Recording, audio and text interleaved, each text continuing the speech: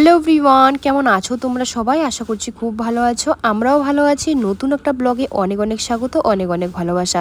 চলে এসেছিলাম রাস্তার পাড়ে, আর রাস্তার পাড় থেকে বাড়িতে যাওয়ার সময় দেখি 4-5টা হাঁস ওরা স্নান করে উঠলো। সকাল সকাল স্নানটা সেরে নিয়ে নিল, আর এখন পাকা ঝাড়ছে সেই জলগুলো শুকানোর জন্য। তো বৃষ্টি বৃষ্টি করে যাচ্ছে। আজকে উঠে গিয়েছে একটু সকালবেলার রোদ, তো একবারে কাজের বিয়ে লেগে গিয়েছে বাড়িতে। এই যে দেখো, আলুগুলো একদম নষ্ট হয়ে যাচ্ছে। তো এখানে আলু দিয়ে দিয়েছে, আর তার সঙ্গে টালের মধ্যে তো জামা কাপড়, আর বাবা নিয়ে এসছে কালকে শাক নিয়ে এসছে। এগুলো হচ্ছে পাট শাক, 3 আটি নিয়ে এসছে।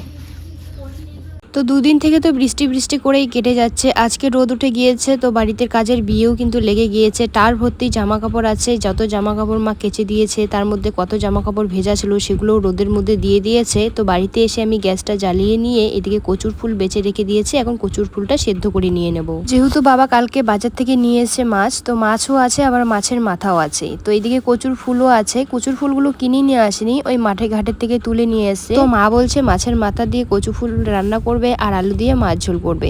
তবে আমি কোনোদিন কচু ফুল রান্না করিনি, তো মাকে বলছে যে এইখান থেকে দেখতে পারবি যে কীরকমভাবে কচুর ফুল রান্না করে।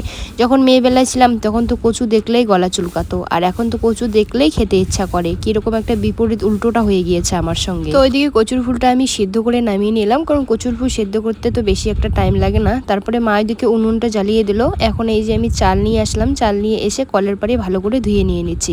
যেহেতু বাড়ির চাল কিন্তু ভালো করে ধুতে লাগে, বেশি একটা নোংরা বের হয় বাড়ির চাল দিয়ে। কেনা চালের মধ্যে কিন্তু বেশি একটা নোংরা বের হয় না।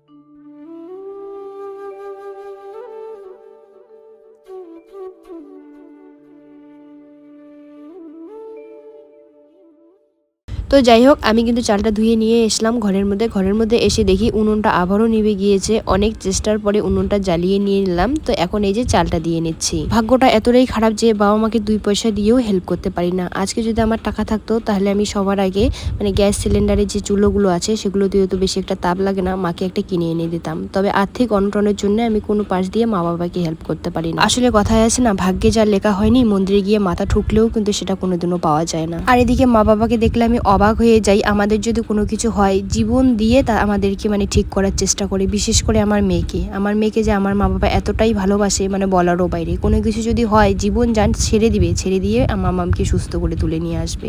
তো যাই হোক, ওইদিকে ভাতটা বসিয়ে দিয়ে এখন চলে আসলাম আমি ঘরে এসে 2টো রুম ভালো করে ঝাড় দিয়ে নিয়ে এখন বারান্দাটা ঝাড় দিয়ে নিচ্ছি।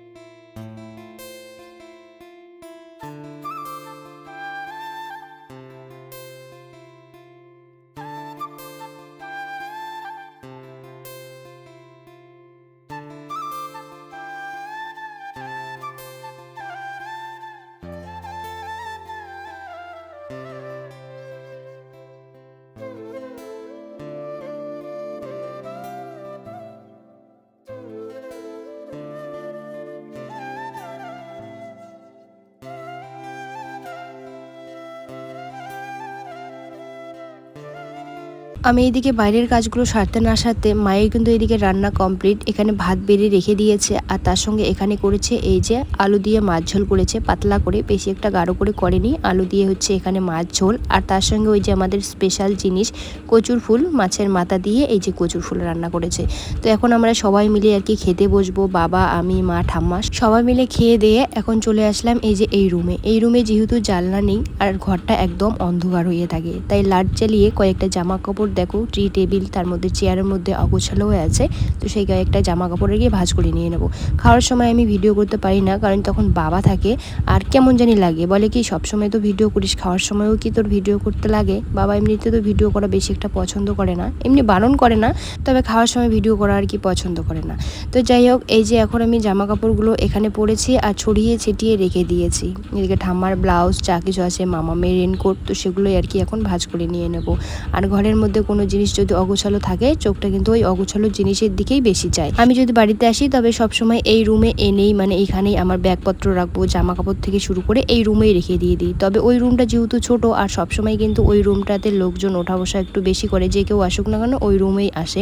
তো তার জন্য এই যে আমি এখানে যত জামা কাপড় আছে ব্যাগপত্র সব কিছু আমি কিন্তু এই ঘরে এনেই হয় চেয়ারের মধ্যে রাখবো, নয় ট্রি টেবিলের মধ্যে এনে রেখে দিয়ে দেবো। এই ট্রি টেবিলটা বাবা অনেক দিন আগে কিনে নিয়েছে, যখন আমি আর কি ছোট 7 কি 8-এ পড়ি তখন রাস্তা দিয়ে যাচ্ছিল মানে একজন ফেরিওয়ালা, তার থেকেই নিয়েছিল আর কি 500 টাকা দিয়ে। অনেক দিন হয়ে গেল, তবে এখনো পর্যন্ত কিন্তু নষ্ট হয়নি। এটা কিন্তু সম্পূর্ণটা কাঠেরই, কোনো প্লাস্টিকের বা কোনো কিছুর না, সম্পূর্ণ কাঠ দিয়েই কিন্তু বানানো। ঘরের জামা কাপড়গুলো ভাঁজ করে রেখে দিয়ে চলে আসলাম এখন বাইরে। বাইরে এসে দেখি মা ঘাস কেটে নিয়ে এসে এই ছাগলছানাকে দিয়ে দিয়েছে। এই ছোট ছাগলছানারা তো কিছুতেই বাইরেই যায় না, ওই বাড়িতেই সারাদিন থাকে। আর বড়টাকে তো খুঁজেই পাওয়া যায় না, অনেক সময় খুঁজে খুঁজে বের করে বাড়িতে নিয়ে আসতে লাগে।